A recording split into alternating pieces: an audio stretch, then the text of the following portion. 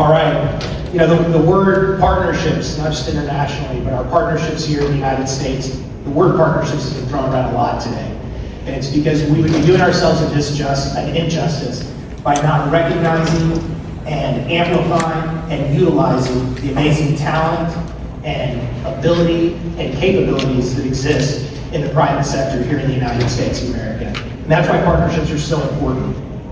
So, to lead a discussion on how essential partnerships are, please welcome me and joining back Secretary Wright back to the stage. Alongside with Secretary Wright, we're honored to be joined by partners from industry and national labs. Misha Laskin, the co-founder and CEO of Reflection, a frontier AI lab. Karthik Narain is the Chief Product and Business Officer of Google Cloud. And finally, Director of SLAC National Lab and the Director of the National Lab Directors Council, Professor John Sarrao.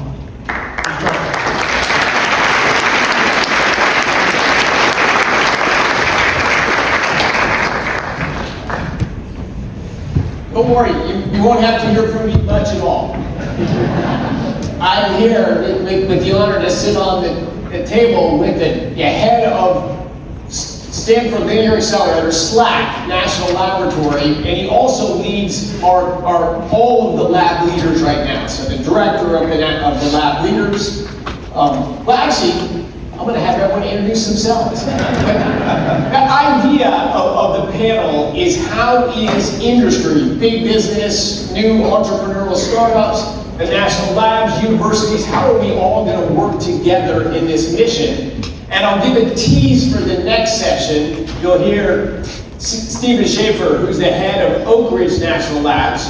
Very early on in this project, we're like, we need to move fast. We need to do things differently. And we made a reach out then, who wants to build computers fast? Not a normal concurrent process, fast. We have a system already running, less than 12 months from discussion to running an awesome new machine that you'll hear about. Hats off to Lisa Su from AMD, who jumped on a plane to come say, we're ready to build starting tomorrow.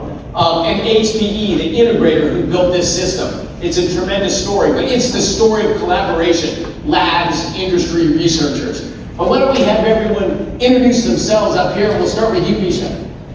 Well, first, Mr. Secretary, thanks for having us all here. It's a real honor to be a part of the Genesis mission in supporting science in America. I'm the co-founder and CEO of Reflection. We build open models, American open models. So you can kind of think about the difference between the closed models and open models coming out of China. We're building that variant in America to support the government and private sector. Dario says we have to lead in open models and proprietary models. Are we going to do it? I think we will. I think we have all the capability here, and there's the right kind of commercial now incentives, community incentives to build an open source frontier intelligence laboratory. Fantastic. Karthik, you work for Google. I think I've heard of that company. But tell us about yourself, about your focus. Thank you, Secretary Wright, for having us here. Karthik Narain. I lead product engineering and go-to-market capabilities for Google Cloud and represent Google. And proud to be a founding member partner of the Genesis mission. And we genuinely believe, like the Genesis mission believes that in the age of AI, scientific discoveries and economic prosperity are an eventual outcome, and we want to be part of it. And we've seen this firsthand when government, labs, academia, and industry come together. What could be achieved? We had an early example in AlphaFold, which got the benefit of the publicly available scientific protein data from the protein data bank, supported by Department of Energy, and bringing the capability of that data and private AI capability, just resulted in a Nobel winning outcome. And we genuinely believe that this mission, by being part of it, we would be able to jointly enable 20, 30 more Nobel-winning scientific discoveries. That's possible. And the last point that I want to make is, in the introduction is, not only are we a founding member, but we are proud to be making an in-kind commitment today of $40 million on a couple of things.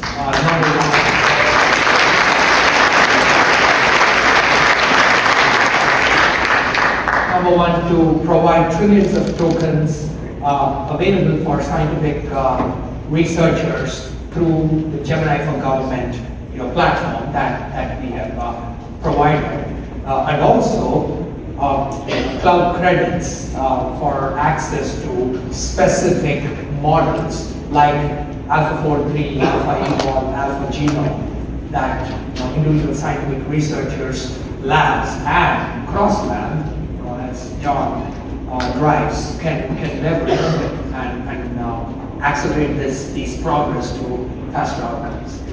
Thank you, thank you. And John, tell us about it. Yeah, thank you, Secretary Wright, for leadership and for bringing us together. Some would say I'm not that excitable sometimes, but you can't not be excited by this. I mean, this is amazing. As you said, I'm the director of SLAC National Cell Laboratory, so I definitely have a favorite of the national labs in that SLAC, but more importantly, and I think my role on the panel is that I'm this year's chair of the National Lab Directors Council. And so I think a real feature of all 17 of the national labs is us working together. I think all of my 16 other lab director colleagues are in the room, so that's just a measure of how important Genesis is to us. And with no disrespect to my colleagues, what's even more exciting is to see all of our colleagues from the labs who are participants in the Genesis proposals that you announced this morning, sir. It's truly amazing. It's part of why we're all here, and it's just really looking forward to what comes next. So John, we see that everyone's in agreement that we want the United States to lead in AI. That's a high challenge. But tell us, what do we need to do to achieve that? And what are maybe we blind on? We're not thinking about it's going to trip us up if we don't change it. I'm going to come to Karthik and Misha after that, the same question. What does it take to be the leaders? So, well, I stand by the comment that I just made about how exciting things are. This is actually the least exciting day for Genesis, because tomorrow is going to be even better, and the day after that, and the day after that. So I think this really is just the tip of the iceberg. And so how we get started on all the projects we announced, how all of those national challenges challenge the overall platform to make it even better and harder, it's just going to spiral up from there. So how we bring together the challenges and the platforms grounded in the data really is the opportunity. And I think success will look like, Daria articulated some metrics for this morning, but when we look back a month from now and say, that was kind of slow but not that exciting, that's actually real progress we learned. And I'm totally bullish that's what's going to happen. Okay. And Karthik, what are we getting right? What are we missing? How do we create an ecosystem that leads the United States to lead in AI?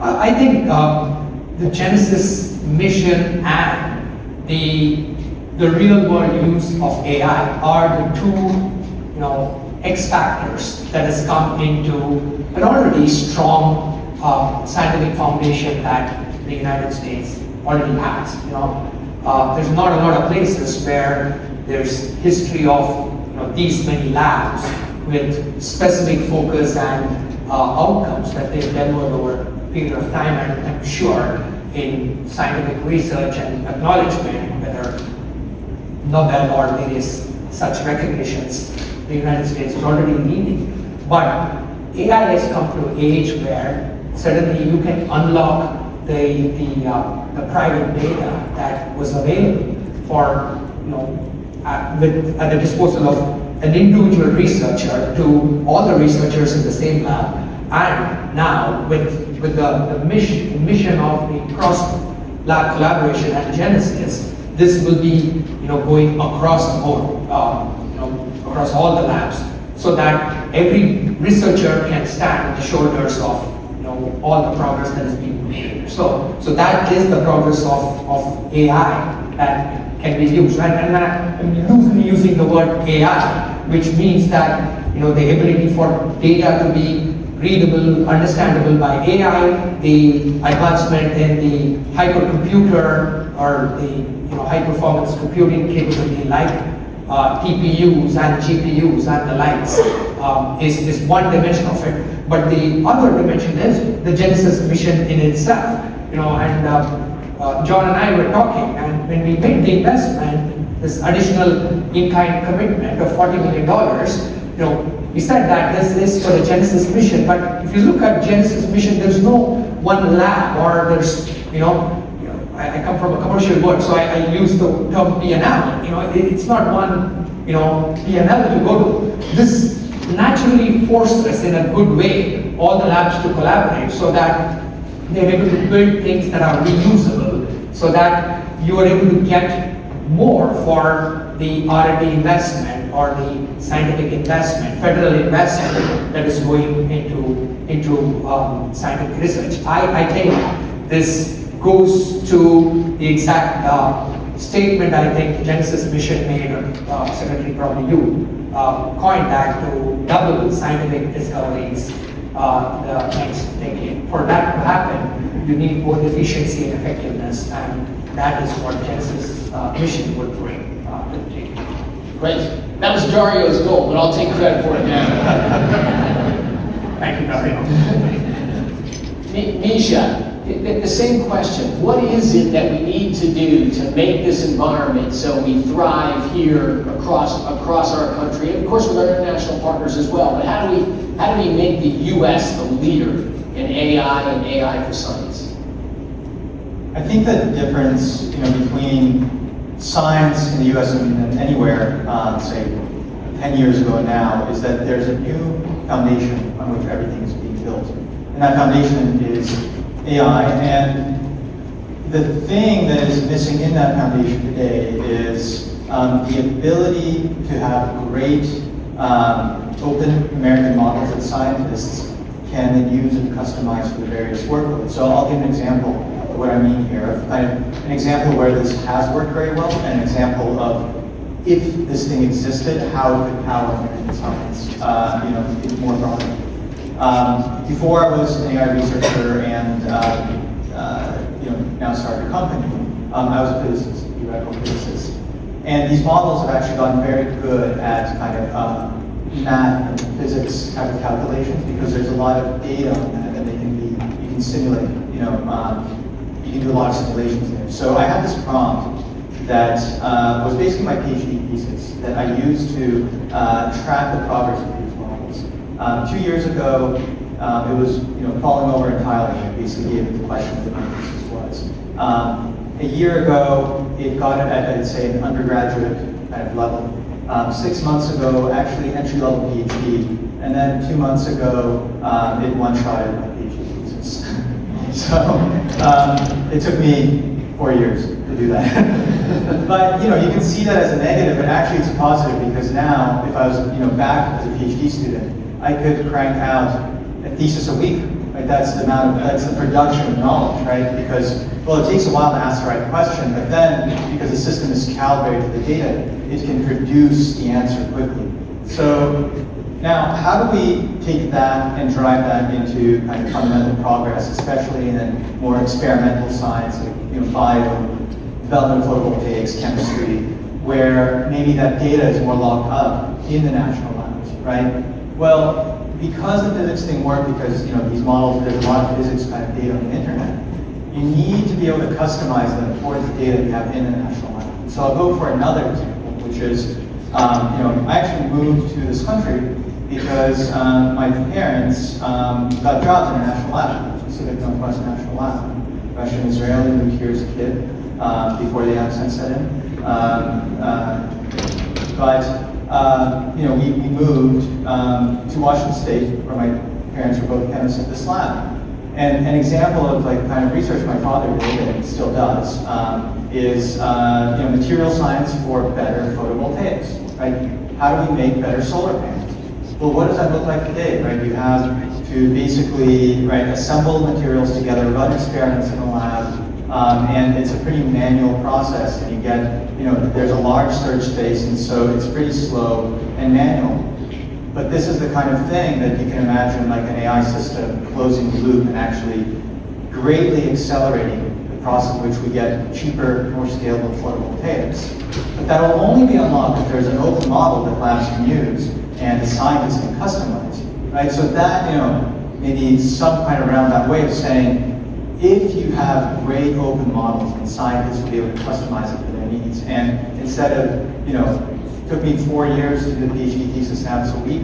It took my father 10 years to discover some new piece of photovoltaic material. I could do a month. I think that's the future of the market. So I think you raised a great question right there, which is a question I hear a lot. Hey, well, it took you years to do your PhD, you can do it in a week now. People think, oh my God, then all those jobs are going to be gone. All those jobs, I give an example that never resonates with people, that 80% of Americans used to be farmers, and now it's less than 2%, and everyone got a better job. Jobs change, but they don't disappear. But it's a big question right now. Everyone in this room, we can feel it in our bones. Some of us maybe even a skin tingle, how exciting what we're doing and how awesome the benefits are going to be. But a lot of America doesn't get that, they don't feel that, they don't know that. What are we going to do, or how is it going to work that you talked about some specific innovations, how are those benefits going to translate to the average American feels like, thank God we got AI, this Genesis mission is awesome, how do we double down on it? How do these improvements get felt by the American people? I think in the case of, what got me into science, it's so beautiful about science, that you're exploring the frontier of human knowledge, and it's so positive sum because we haven't discovered even a smidge of everything that there is to be discovered. So what happens when you discover better photovoltaics? Well, you get scalable renewable energy at much cheaper prices, right? That you're able to lower the energy costs for everyday Americans. What happens when you have breakthroughs in biosciences where new drugs are being discovered faster? Well, you basically increase life expectancy of your population because you're able to cure disease that were curable before. And this percolates to, I think that every scientist is actually empowered it is so much better if you see the impact of your stuff instead of 10 years. You can iterate and right within a year start seeing impact that then diffused across the economy. I think that's kind of what it looks like, right? I think it has actually much more power to be a scientist, and I'd be actually really excited to go back and do the PhD in theoretical physics again, because I think I would discover a lot more than I did then. Absolutely. And Karthik, you're in the commercial world. How fast can these innovations, you and your team and the teams in this room, how fast can they be felt in some fashion by the American public? Yeah. And how can we accelerate that or emphasize it?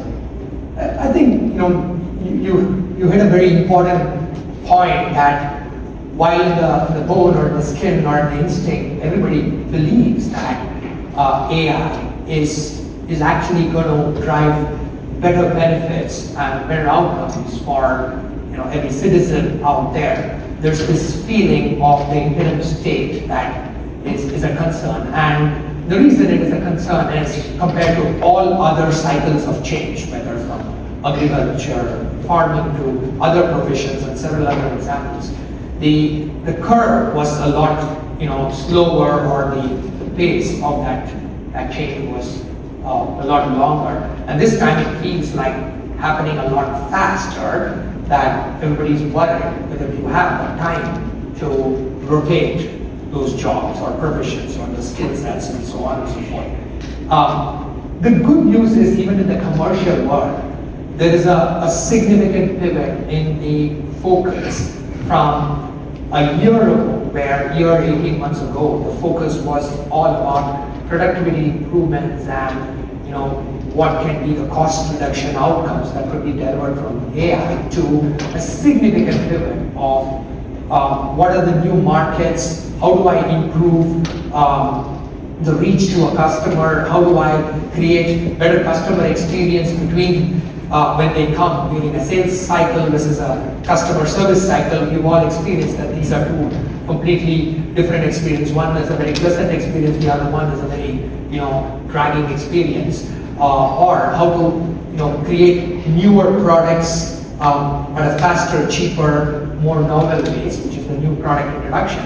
I think the same elements are going to be applicable in the scientific world as well. But in the scientific world, there's also another factor.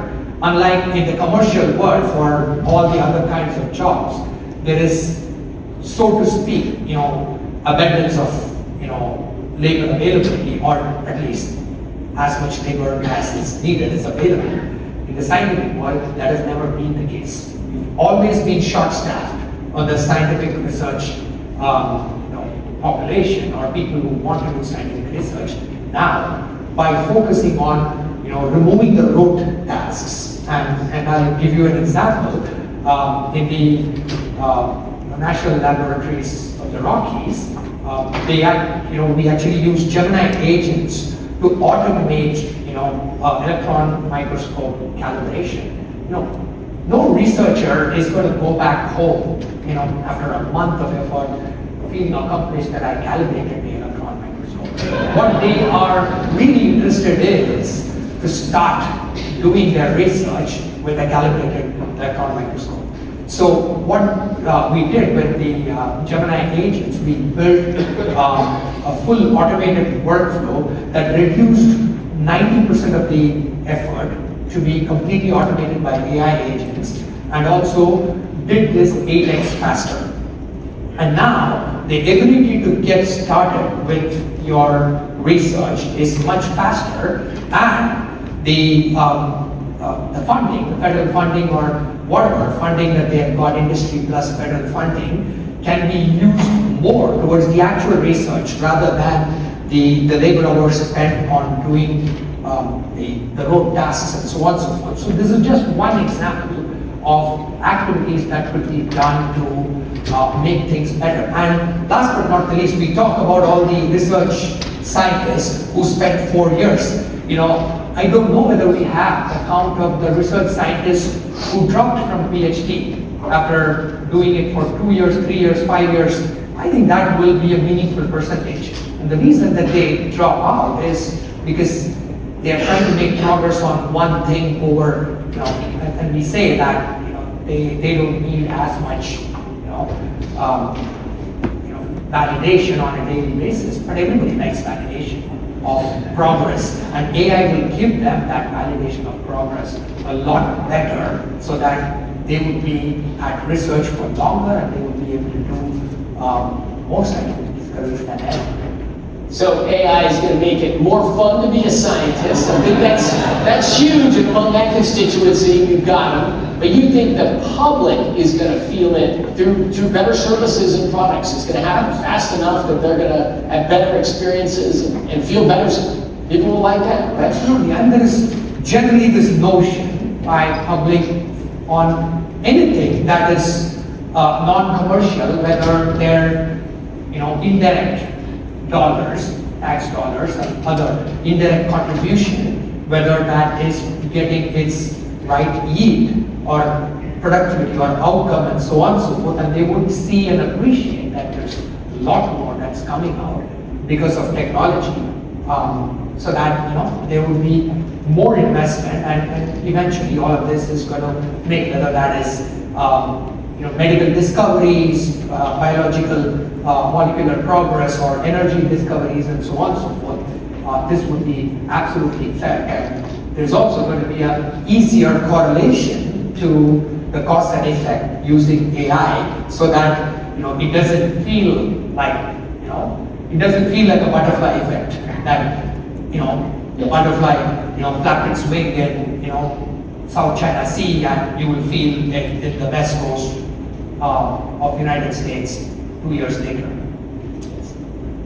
All right, so John, right now there's worry of the crowds with pitchforks stopping the data centers from stealing all the electricity and drying up all the lakes in your town.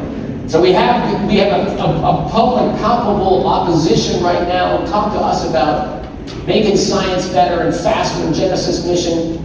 How's the American public going to say, put the pitchforks down, this is good? So I think it goes back exactly to the premise of the question, and especially for we as national laboratories, who are principally federally funded.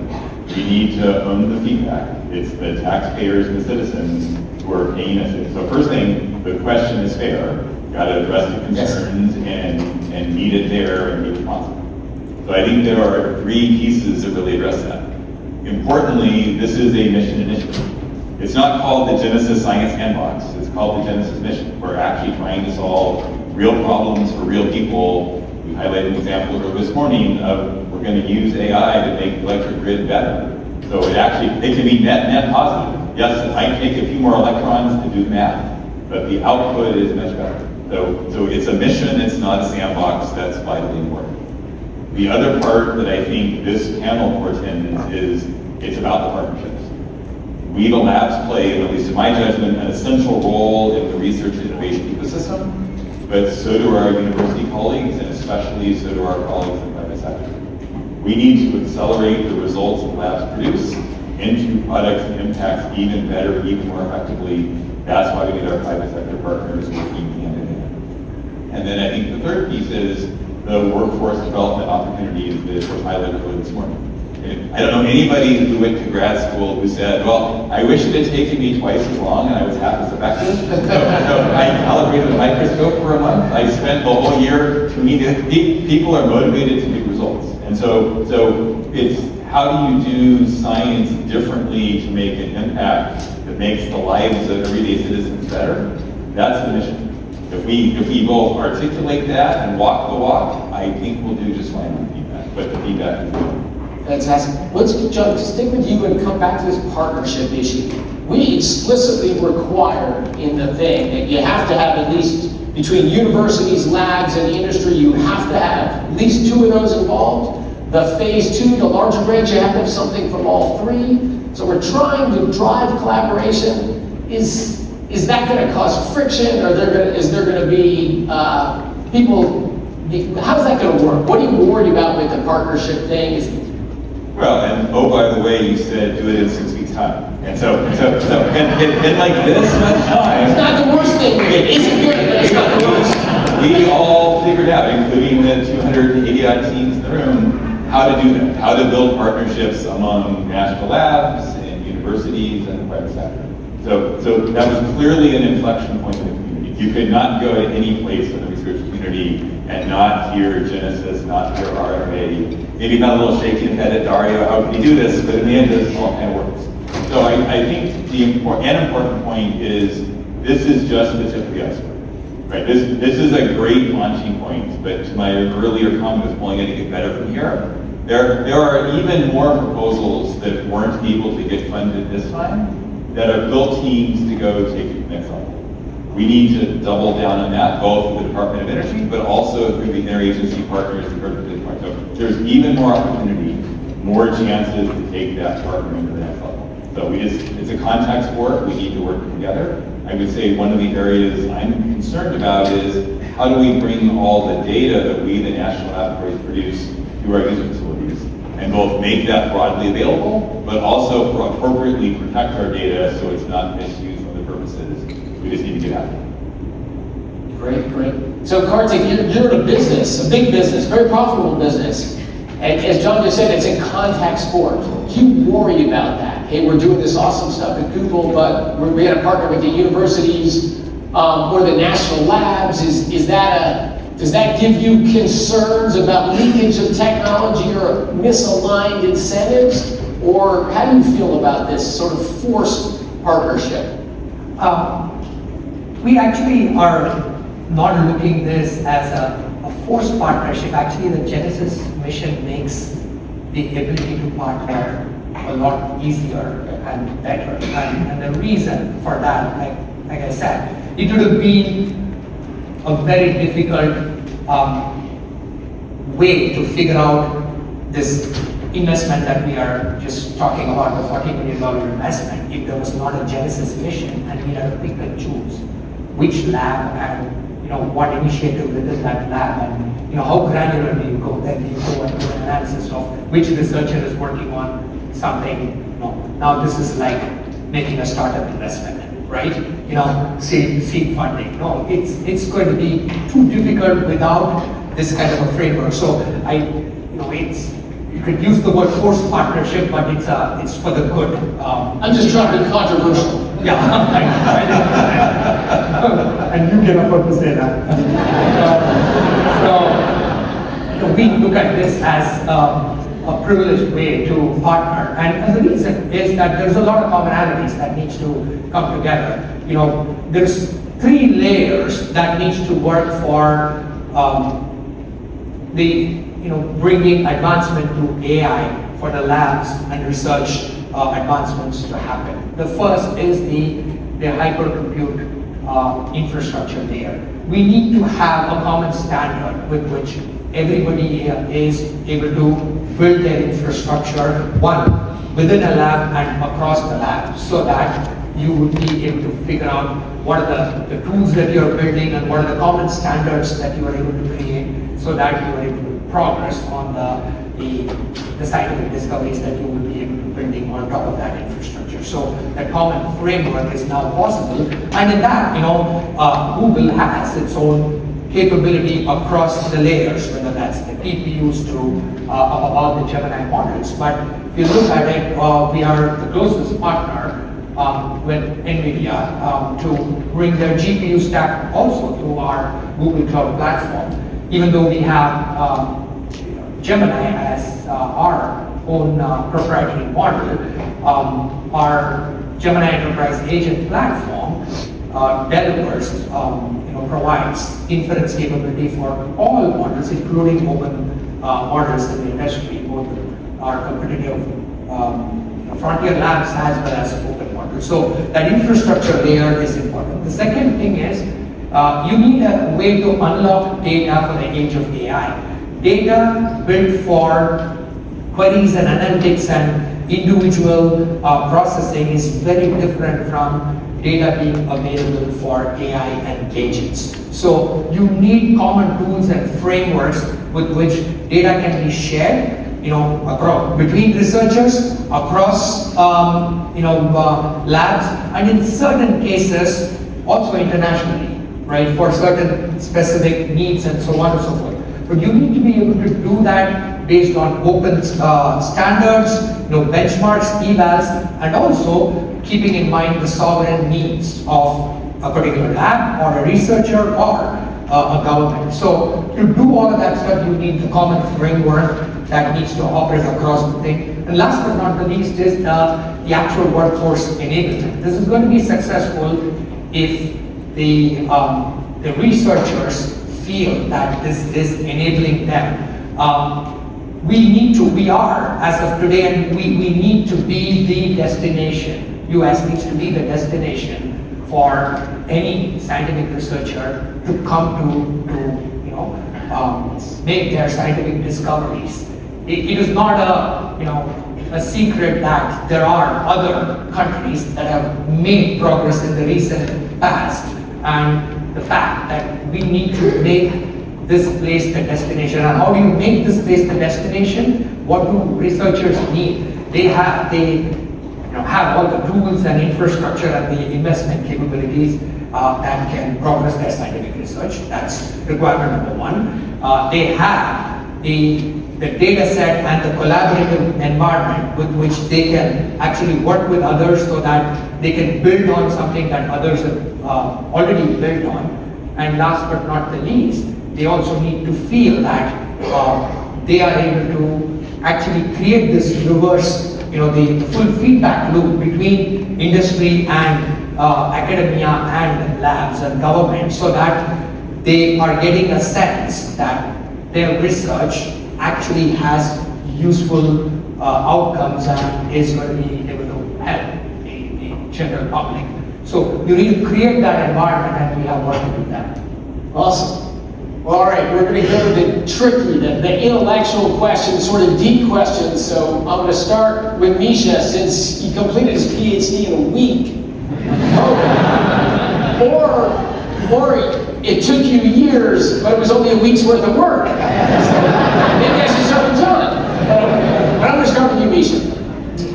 It's relevant for your business. So I remember 30, 40 years ago when I was young, there was this movement that open source software. you know, we had Unix had been around, but there was Red Hat, and we're not going to need commercial software anymore. It's all going to be open source. And I think it's shaken out to there's a certain chunk of software that's open source, a certain chunk that's proprietary. But I look at AI and all the coverage in the news is sort of the proprietary frontier models from American companies that are awesomely powerful, so scary to some people. And then we hear most of Chinese efforts are in the open source domain. So talk to us about what is the role of going to be open models versus proprietary models? What should the different roles of those, is one of them going to win? Are they always both going to be around? And how does that work?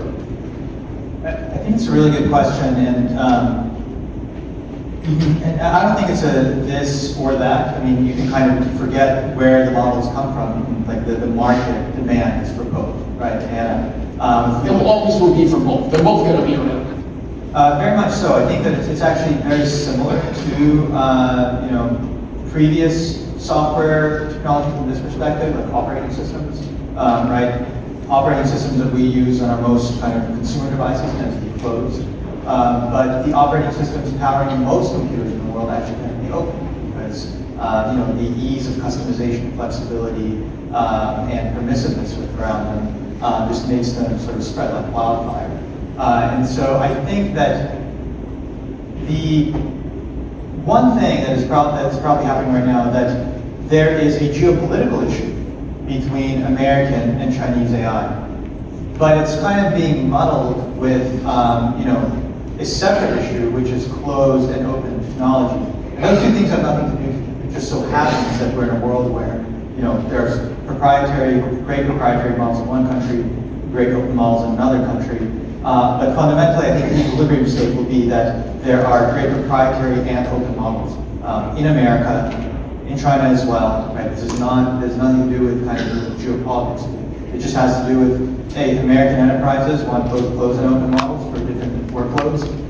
The Genesis mission will require both closed and open models for different workloads. Right? That photovoltaic customization thing, you'll need an open model, and something else you'll need a closed model for. So it's not a this or that. But I anticipate, like open source software and the internet, and that the majority of token consumption now and in the future will be dominated by open models. Like today, most tokens consumed are consumed through open models just because they're so much more cost effective. And I think they'll continue to increase. That there might be a lot of commercial value in the proprietary models themselves. The open models probably consume most tokens going on in the future, and there are various business models built out below the model, right, like the compute and infrastructure layer, and above the model, the application services and customization. Hey, John, do you agree with that? Is science, is most of what's done at the labs going to be in this open models, or not necessarily so? Like, how do you think the mix between open and I think it's exactly both, as was said.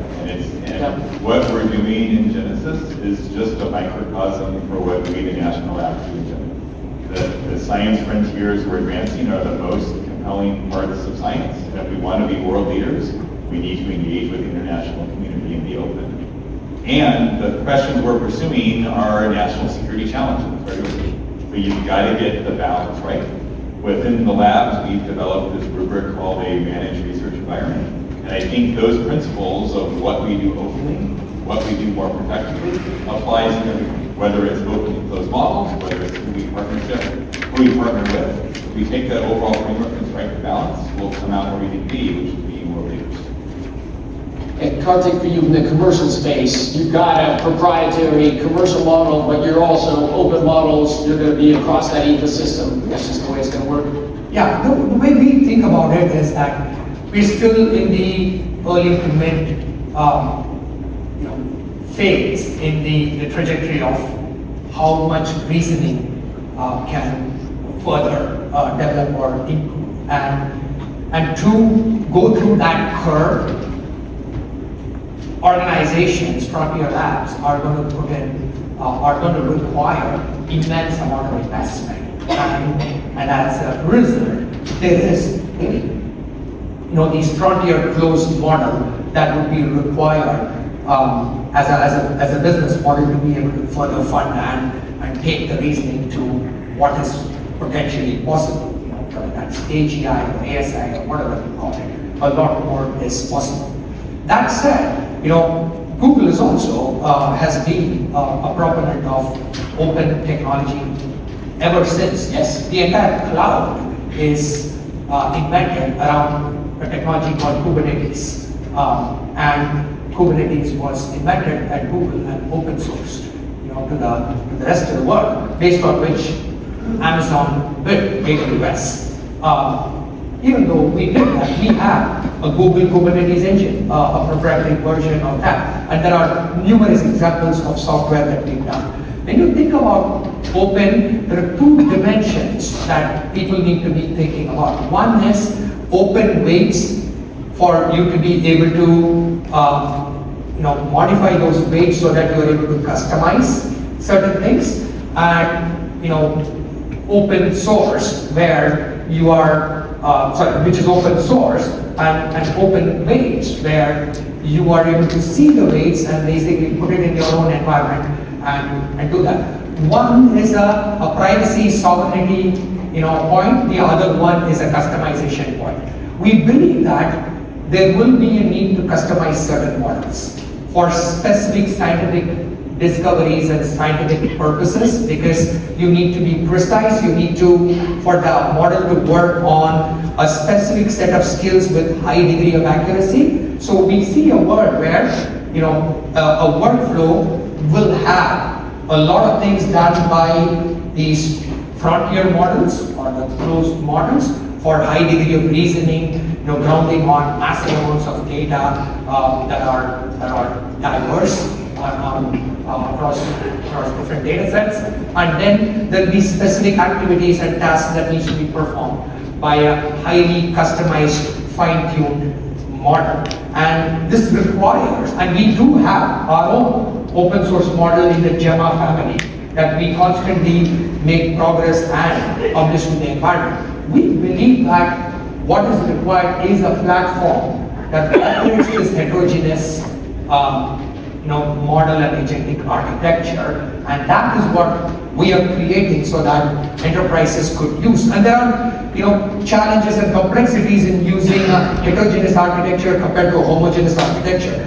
It's not impossible. You need to do the work, and we don't want every research scientist to be swinging on their own to do those things, and we want that to be done through the platform that we have delivered to the government, and now that we are giving to the Department of Energy, the Gemini for government. All right, John, I'm going to start with you. This is the final round, and this is what you most excited about. What's this awesome aha thing that could happen in the next 2 or 3 years from Genesis mission? Scientific breakthrough. What are you dreaming about?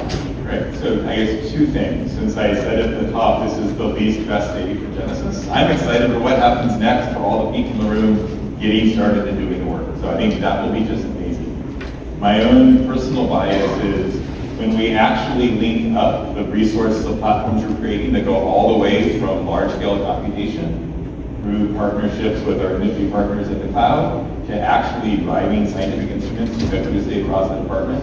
That'll be truly amazing. Whether you're operating a place like LCLS or SLAC or the LSD camera, that full integration will make the stuff we're doing now, which is amazing, seem relatively pedestrian by comparison. So the future is remarkably bright. Fantastic.